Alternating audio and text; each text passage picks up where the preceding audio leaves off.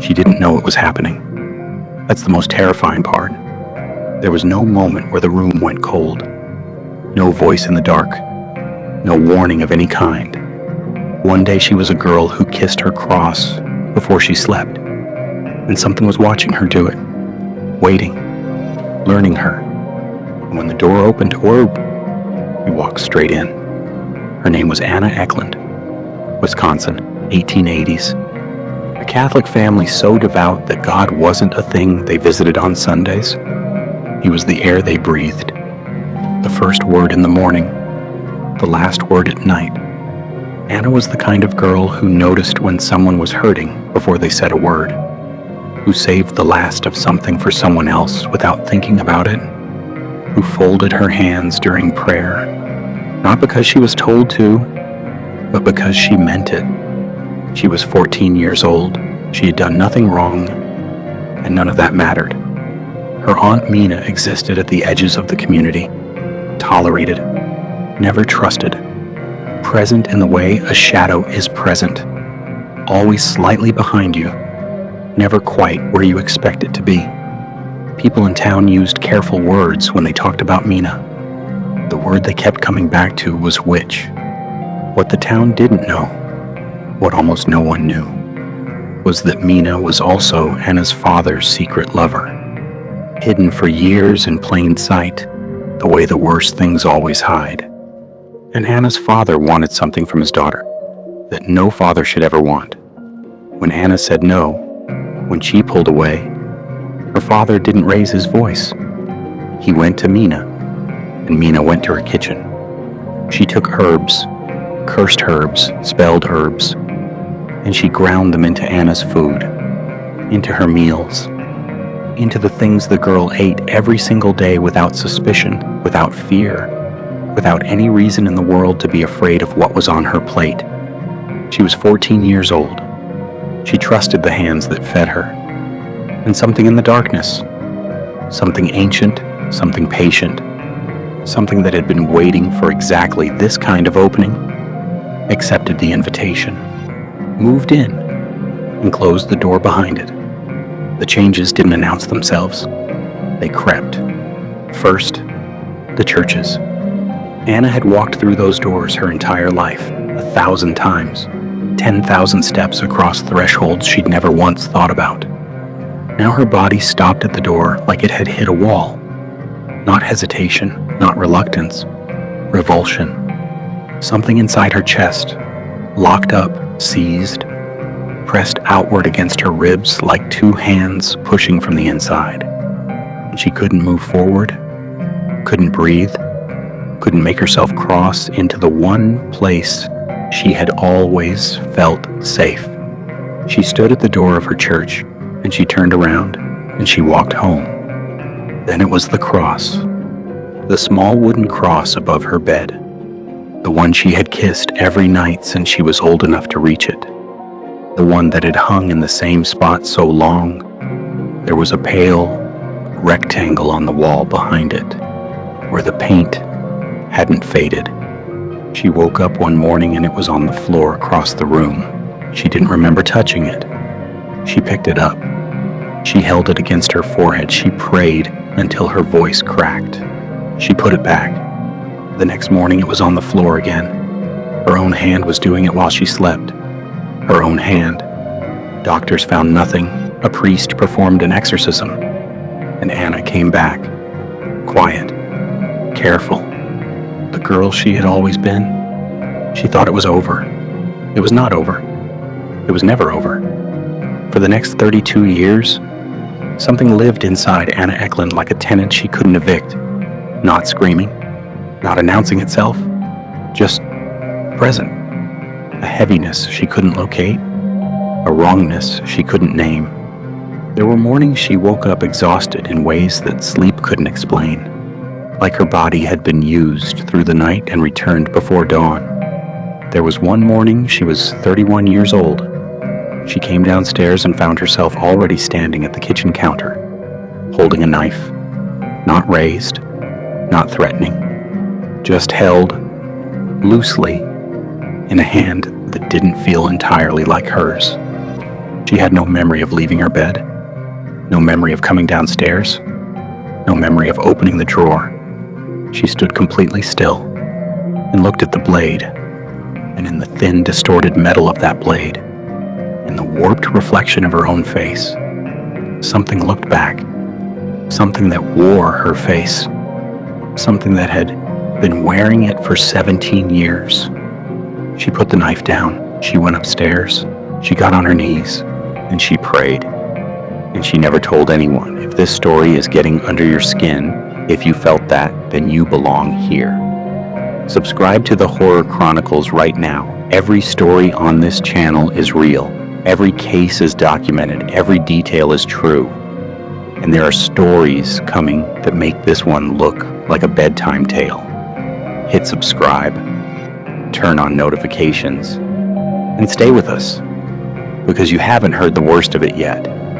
By 1928, Anna was 46 years old, and whatever had been living inside her for 32 years was finished being patient.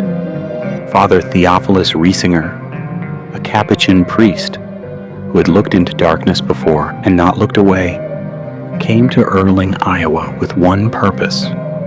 The Franciscan nuns at the local convent agreed to assist. They were women who had held the hands of the dying, who had sat with suffering so raw it would break most people in an afternoon, who had chosen a life of walking toward the things others ran from. They prepared the room. They prayed. They believed they were ready. The moment Father Riesinger spoke the first words of the rite, Anna's body answered.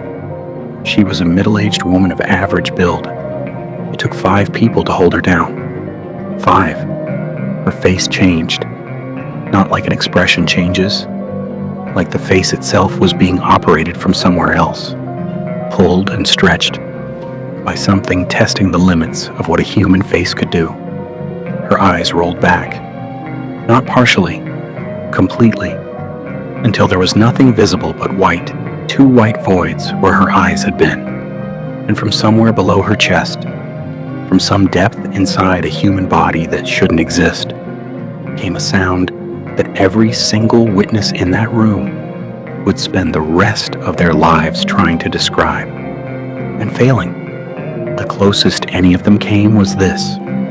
It was not one voice, it was several, all speaking simultaneously, fighting for the same throat. Different registers, different textures, different intentions, and underneath all of it, a frequency so low it wasn't heard so much as felt, in the sternum, in the back teeth, in the base of the skull. The priests recognized languages in what was coming out of her, languages Anna Ecklund had never spoken, had never heard, had no possible way of knowing. The priests recognized them. They did not write down which ones. They brought blessed food to Anna. She vomited it before it reached her lips, along with other things. Things that had no explanation, no medical category, no name. And the smell, every account, every priest, every nun, every person present in that convent during those 23 days. They all stop at the smell. Not one of them describes it. Not one of them compares it to anything. They simply note that it was present, and then they move past it, as if writing the words to describe it accurately would be its own kind of invitation. Several nuns formally requested to be moved to a different convent. Not reassigned, not rotated. Moved. Permanently. These were not fragile women. These were not women unfamiliar with darkness. They left. Night after night, Father Riesinger pressed forward. He commanded the entities to name themselves, and the first voice spoke. It said it was Judas Iscariot. The room went colder. Father Riesinger did not stop. He commanded again. The second voice came. Lower. Closer. More familiar than the first in a way that was somehow worse. It said it was Jacob, Anna's father, the man who had started all of this, who had gone to Mina, who had opened the door, speaking now from wherever the dead go when they refuse to leave. Still here, still inside his daughter. Father Riesinger's hands tightened on his book. He commanded a third time, and the third voice came. High, thin, almost delicate. The voice of a woman being very careful not to be recognized. The priest went completely still. He had been briefed on every name in Anna's history, every person, every detail. He knew this voice. Not because he had heard it before, because he had been warned about it. It was Mina, the aunt. The woman who had ground cursed herbs into a 14-year-old girl's dinner 32 years ago and set every single moment of this in motion. Dead for years, still here, she had never left. She had been inside Anna this entire time. Through every exorcism, every prayer, every morning Anna woke up exhausted. Every night Anna kissed her cross. Mina had been there, watching, waiting, wearing Anna's life. Like a coat she had no intention of taking off. Father Riesinger looked at the woman on the bed. He made the sign of the cross, and he spoke again. August 18th to December 23rd, 23 days. On the final day, Father Riesinger gave the command for the last time. In the name of the Father, the Son, the Holy Spirit. What happened next, witnesses said, sounded like a house being emptied through a single door all at once. Every voice, every presence, every weight that had been living inside Anna Ecklund for 32 years, leaving simultaneously through one body, and then nothing. Anna collapsed. When she opened her eyes, she wept, not from pain, from something witnesses said they had never seen on a human face before and never saw again. Pure, absolute relief. For the first time since she was 14 years old, she was the only one inside her own body. But none of that is what stays with me. What stays with me is a single line. One line written by one of the nuns present in that room on December 23rd, 1928. In the final moments, in the eruption of sound as everything left Anna at once, underneath all of it, underneath the voices and the chaos and 32 years of darkness pouring out through one woman, the nun heard something else, quieter than everything around it. A girl's voice. Not Anna at 46. A 14-year-old girl, crying. The way you cry when something has been happening to you for so long, for so many years, that you had stopped believing it would ever end. The nun wrote that she believed the girl had been in there the entire time. 32 years. Folding her hands, kissing her cross, waiting for someone to come. The cross is still above her bed in your mind now, isn't it? You've been picturing it this whole time, hanging there. Every night she kissed it, every morning it was on the floor, and she picked it up. And she put it back, and she kissed it again. Because that's what you do when you're 14 years old and something has moved into your body, and you have nowhere else to put your faith. If stories like this are what you came here for, there are more waiting for you on this channel. Every one of them real, every one of them documented. Subscribe to the Horror Chronicles, turn on notifications, and never watch alone. Sleep well, if you can.